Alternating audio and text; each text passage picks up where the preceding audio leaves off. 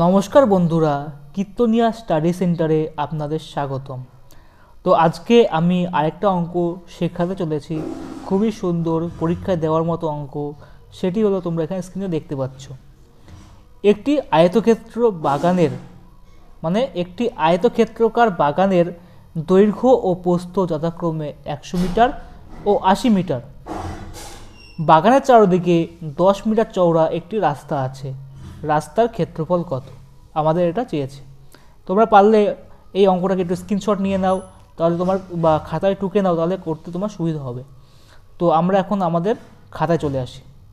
বলেছে দৈর্ঘ্য 100 মিটার, প্রস্থ 10 মিটার। প্রথমে আমরা ছবি এঁকে বোঝাবো।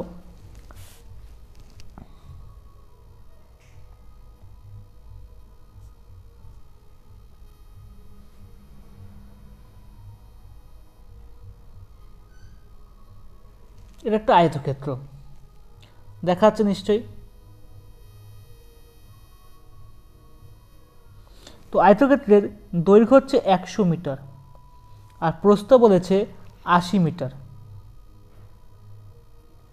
যখন এরকম দেখাচ্ছে তখন বলেছে যে প্রস্থ এই আয়তক্ষেত্রের চারদিকে 10 মিটার রাস্তা আছে। ধরুন 10 মিটার চওড়া করে একটা রাস্তা রয়েছে, মানে এইটুকুনি এই জায়গাটা হচ্ছে 10 মিটার করে আছে। তাহলে এদিকে যদি 10 মিটার থাকে, সবসময় মনে রাখতে হবে, এইদিকে যদি 10 মিটার থাকে, এই সাইডটা যদি 10 মিটার হয়, এই সাইডেও 10 মিটার আছে, আবার একইভাবে এই সাইডেও 10 মিটার আছে, আবার এই সাইডেও 10 মিটার আছে। সুতরাং প্রথমে আমাদের ক্ষেত্রফল প্রস্থ ছিল হচ্ছে, প্রথমে আমাদের দৈর্ঘ্য ছিল 100 মিটার, ক্ষেত্রফল যেহেতু চেয়েছে, ক্ষেত্রফলের সূত্র হচ্ছে দৈর্ঘ্য গুণ প্রস্থ। প্রথমে আমাদের দৈর্ঘ্য ছিল দৈর্ঘ্য গুণ প্রস্থ সমান ক্ষেত্রফল।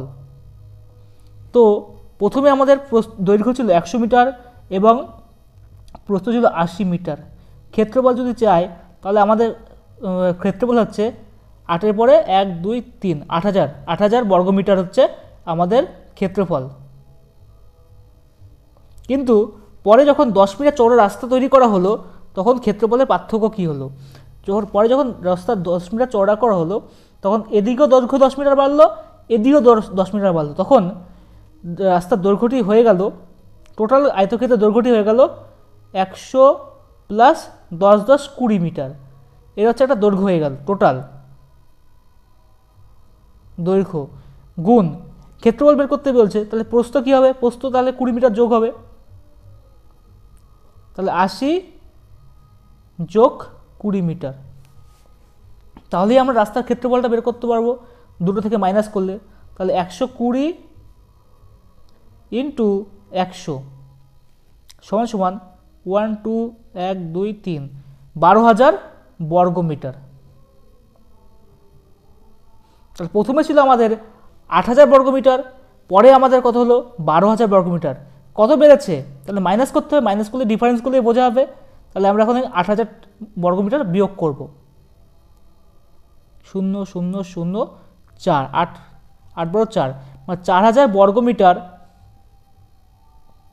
এটা হচ্ছে রাস্তার ক্ষেত্রফল।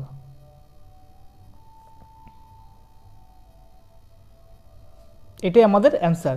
দেখুন আমাদের অপশনেও তাই আছে, 4,000 বর্গমিটার। এটা হচ্ছে আমাদের অ্যান্সার।